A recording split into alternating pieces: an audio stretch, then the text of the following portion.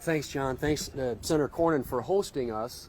My colleagues and I have had a great opportunity to see firsthand what our Border Patrol agents are dealing with on a daily basis. This is always an incredible learning experience, and I'm grateful for the Senator Cornyn and our colleagues from Texas making it available to us on a regular basis. Let me just say, as somebody who doesn't represent a border state, that I think we all know now that every state is a border state. In Minnehaha County, which is our largest county in South Dakota, the drug overdoses were up 133% over where they were 5 years ago. And the sheriff in that county says 90% of the drugs that are coming into South Dakota are coming from the southern border. There was a huge bust up in the northeastern part of South Dakota just recently of fentanyl. Fentanyl, we all know, is incredibly deadly. 71,000 deaths last year as a result of that horrible drug. Again, a product of what's happening down here at the border. And I have to say that, at least in my view, the solutions seem really straightforward. And you kind of hear it and you talk to people who have the job every day of trying to keep a lot of the human trafficking and the drug trafficking and the weapons trafficking and the cartels and the smugglers at bay, and just say enforce the law.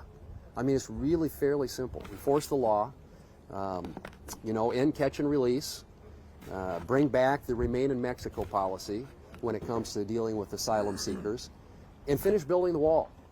I mean, it's really that simple. And on that point, we heard something this morning that I thought was pretty astounding, and that is from the person who's in charge of the border for the state of Texas, has been trying to get the administration to allow them to take panels that are sitting here from the uncompleted wall, and to get federal easements to be able to complete the wall. And all they're meeting in Washington, D.C. is resistance. That's absolutely stunning. The state of Texas can't even protect itself because they're at war with the federal government. The other thing that I thought, the other data point this morning that I thought was pretty remarkable was the fact that in this last year, Chinese nationals coming across this sector of the border was up 488%. If that doesn't get the Biden administration's attention, I don't know what will. That is a really, really stunning number, and we all know an incredible national security threat. So I'm grateful to Border Patrol, the folks down here that work so hard, state of Texas, and others who have frontline responsibility for trying to police the border. But I want them to know that we're going to do everything we can to support them, because the stakes are incredibly high.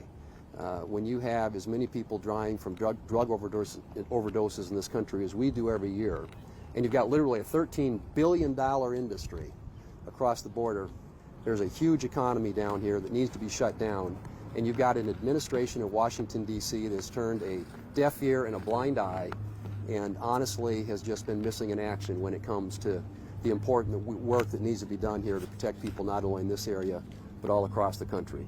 So I'm thankful for the opportunity to be here, and going to double down my efforts along with those of my colleagues to try and make sure that the folks who have that job down here have what they need to get it done, irrespective of whether or not they feel supported by the current administration. Thank you very much,